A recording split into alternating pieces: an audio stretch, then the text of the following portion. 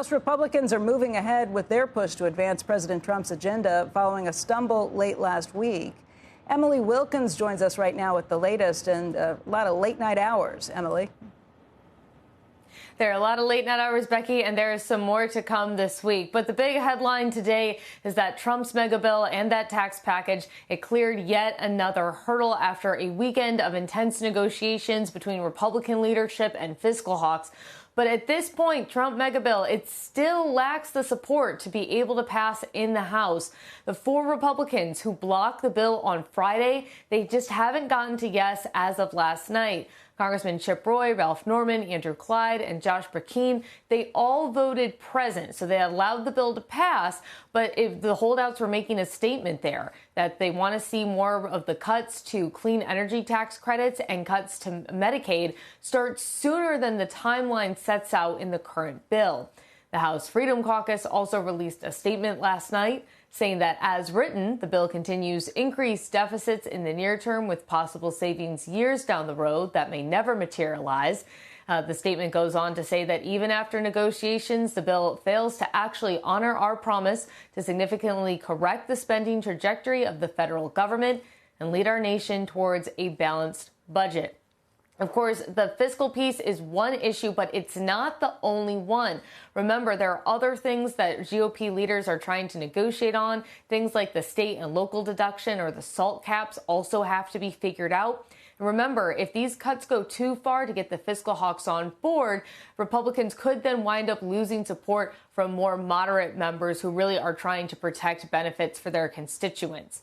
Speaker Mike Johnson set a deadline of this week for the House to vote on the mega bill. And the next hurdle is going to be a Wednesday morning at 1 a.m., more late nights, when Republicans can have yet another committee hearing where they can make any final changes before a floor vote. Becky? We had Kevin McCarthy here last week, Emily, and he was talking about how you try and get these issues resolved before they go to the full floor. That you got to resolve them in committee. Otherwise, the big problems just pop up later in the process. Is that the situation here, or do you think that there are serious negotiations that are taking place with both the hardline fiscal hawks and the moderates to make sure that everybody is going to agree at the end? Becky, it does sound like these negotiations are making progress. I mean, clearly there was enough promises that were made to get some of the holdouts from Friday able to get off of their no vote and get to present.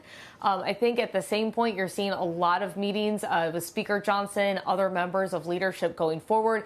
I think there's a reason that this rules vote is not going to be until first thing on Wednesday morning, because it gives lawmakers more time to come back to D.C., more time to have these meetings and discussions. And really, it kind of takes you right up to the edge there, trying to get a vote done either Thursday or Friday before lawmakers are supposed to go home for the Memorial Day recess.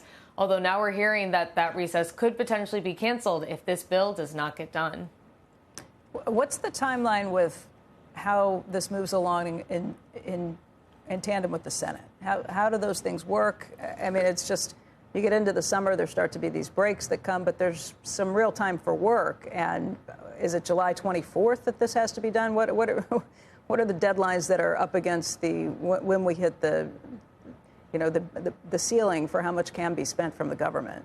Because that's all part of this, too. Yeah, so no, Becky, you're absolutely right. I mean, the one true deadline is going to come when we have clarity about the X date, the date that we're going to hit the debt ceiling and that Congress will need to raise it.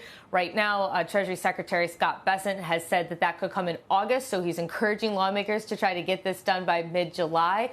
Of course, Trump wants this to be passed by July 4th, have a big moment, of course, on that holiday.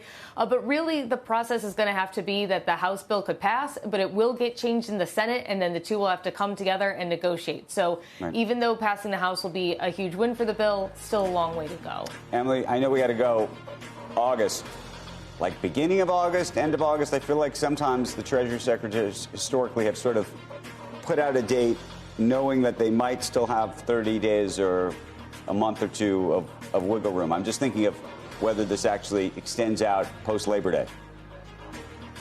I mean, the trick is that Congress is supposed to be gone all of August. That's why Bessent is really pushing to make sure this gets done in July. But it's a good point. These dates have been flexible in the past, but you're kind of playing with fire here on this one.